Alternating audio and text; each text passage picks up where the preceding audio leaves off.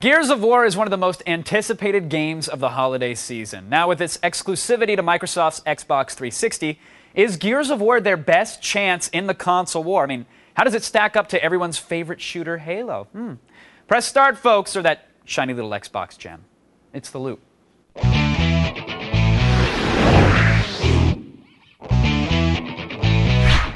Joining us tonight, managing editor for OneUp.com, Garnett Lee, and games editor for Geek Magazine, Paul Semmel is here. Gentlemen, welcome to the show. Hey, Kevin, what's going on? Not a whole lot, hanging out, talking Gears. Tell me, do you think this is... I mean, Halo defined the Xbox as a system. Is Gears of War going to do the same for the 360, Paul? What do you think? I think it's too early to tell. I mean, obviously, it's going to do very well for them. We know that from the pre-orders. But I think whether it'll define it, we'll have to see over the next couple months and have to see how well it does on Xbox Live. All right. Early report... that's... Oh, please, go ahead.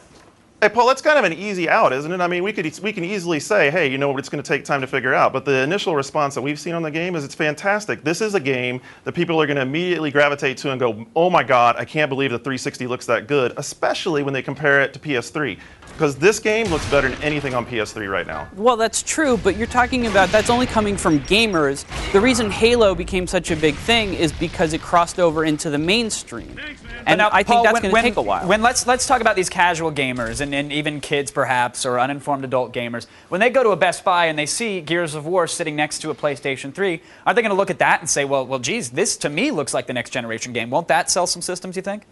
It very well may. Absolutely.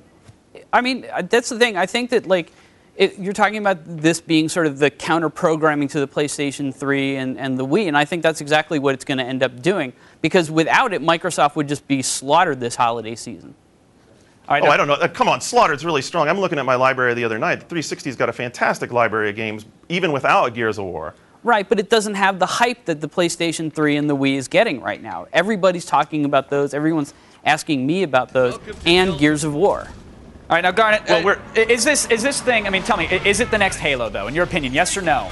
Next Halo? Well, no, it's not the next Halo, because the next Halo implies, like a copycat thing. Sure. And this is the next big game. This is the Gears of War. This is the game that people will turn around and say, is the next game the next Gears of War? And that's why it's such a good game. Well, let's talk about the multiplayer aspect then, because, a lot of people say Xbox Live was built solely on the back of Halo and its multiplayer functionality. Looking at the 360 now, aside from maybe Texas Hold'em and Uno, the only things people are playing online seem to be Halo 2. Do you think Gears is going to change that?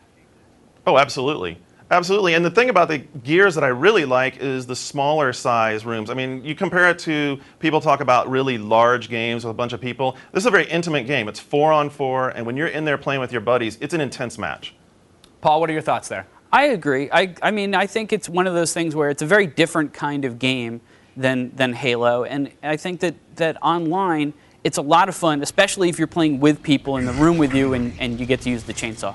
Oh, of course. Yeah, Kevin, I think what's going to happen is people are going to want more out of this game. So it's really going to be on Epic to deliver more content, get more up there on Xbox Live to feed us. I mean, we're going to be hungry. You're going to get into this game, it's got 10 maps, and you're going to get through them really quickly and be going, man, I want more content, give it to me now. Right. Well, now, is there enough in this particular game, though, to keep everybody from talking about the PlayStation 3 and the Wii? Because obviously, we said just moments ago, that's where the hype is right now, but the 360 can't fade from gamers' memories in this holiday window. This is crucial for Microsoft. Is Gears enough? Why would it fade? Come on, Kevin. Why would it fade how would it fade with a game like this? Because if you look on any mainstream television show, you read the magazines, it's all about these PlayStation 3 ads. It's all about the innovative new controllers. I mean, Microsoft's only weapon really against them right now seems to be Gears of War. Now, in my opinion, I think it is enough. I think, again, you go to a store, you see this kiosk, you see Gears of War playing, the game visually is stunning enough to stand up, and from early reviews, obviously the gameplay is obviously enough to stand up. But Paul, some people are saying this is their only weapon, this and Viva Pinata. Is that going to be enough?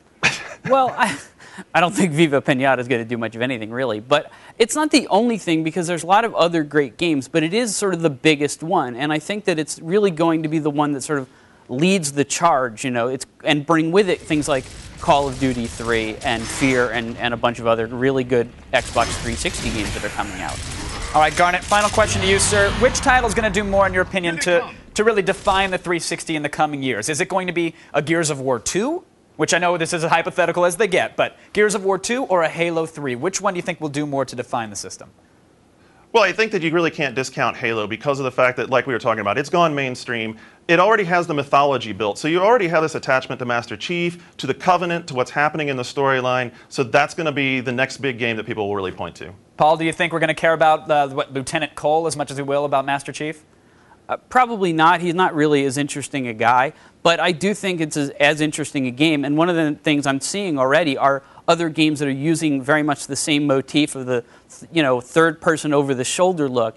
I think that could be sort of a very influential thing in this generation. Whether it'll outdo Halo 3, I think we got to wait and see what Halo 3 does, because they might come up with something even cooler. Very true, very true. All right, guys, I want to thank you for joining us at the Digital Water Cooler. Thanks for keeping us in the loop. And by the way, if he's not a lieutenant, save the forum post. It's just a hypothetical. Now, Gears of War is expected to be a system seller, all right? And Microsoft's defense really against the PlayStation 3. And I'm just going to say this, and I said it before. When parents or casual gamers, when they wander into a Best Buy and they see the shiny PlayStation 3 kiosk sitting next to Gears of War, I think it'll be clear that the emergence of this holiday's next-gen gaming experience had little to do with Spider-Man fonts or crying plastic dolls or Rubik's Cubes. You get it.